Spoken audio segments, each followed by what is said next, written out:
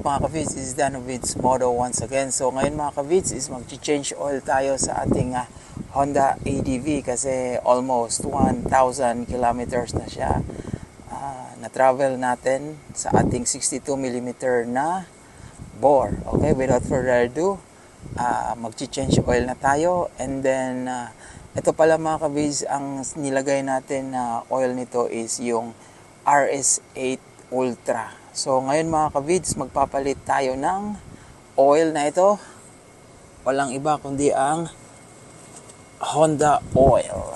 Yan mga ka-vids. So ang Honda oil na to mga ka-vids, no, fully synthetic to siya mga ka-vids na oil.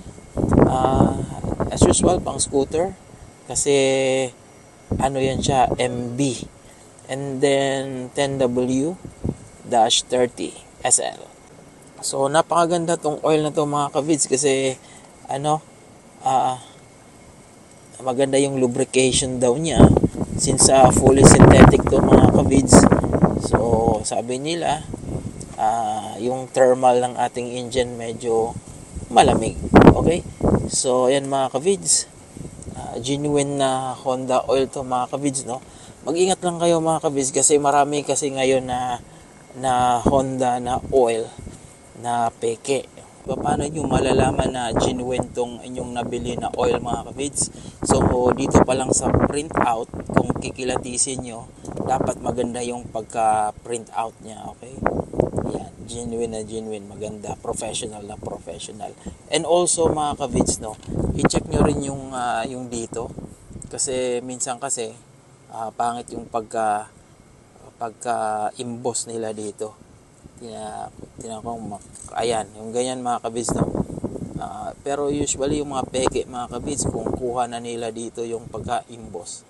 Tsaka ito mga ka-vids, minsan mga ka-vids, ito masyadong malayo. Yan, peke yan. At tsaka check nyo rin yung dito. Minsan ito manipis. Tsaka check nyo rin tong ribs niya mga ka-vids, no. Check nyo rin yung dito mga ka-vids, yung ribs niya mga ka-vids kasi sa peke kasi manipis lang eh. Ito makapal. Yan o, makapal.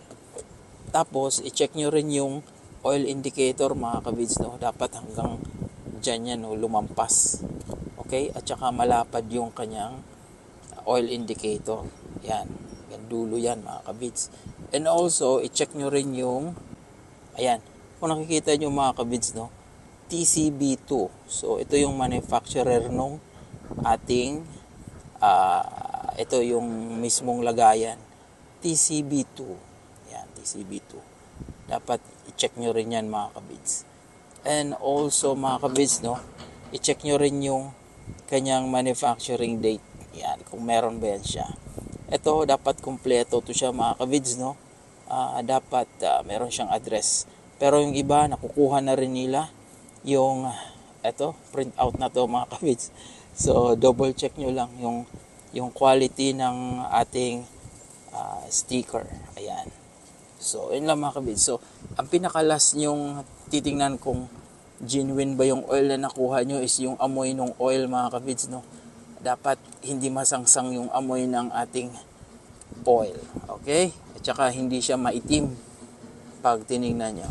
Okay, so check natin yan. So ayun na mga ka-vids, nabuksan na natin yung ating engine oil. So far so good, mabango naman yung kanyang oil.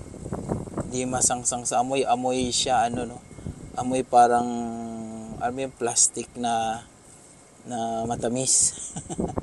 Yan mga ka-vids. Okay, so ayan, no, kita nyo naman, hindi siya parang maitim.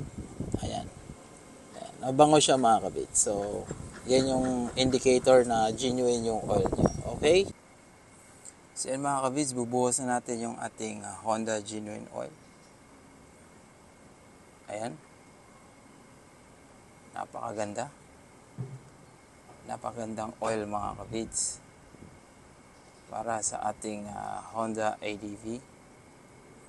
Ito siya mga ka-vids, no, 1 liter to siya mga ka-vids. So ang isaalin nyo lang is 800 ml. Okay? 800 ml lang tayo. So yan mga kavids, 200 yung iniwan natin na oil kasi 800 ml lang yung ating Honda ADV. Alright. Natin. So dapat nasa 24 Newton meter yan mga kavids. 24 mga kavids. 24. Wala pa. 24. Okay, 24 mga kavids. So alright mga kavids, natapos din natin mag-change oil sa ating Honda ADV.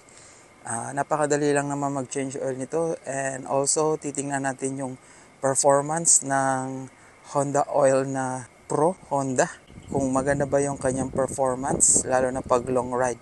So babalikan ko kayo mga kavids sa next vlog para sa performance ng 62mm na long ride at saka yung Pro Honda na oil natin. So this is Dan of Vids Moto. Ride safe and see you around guys.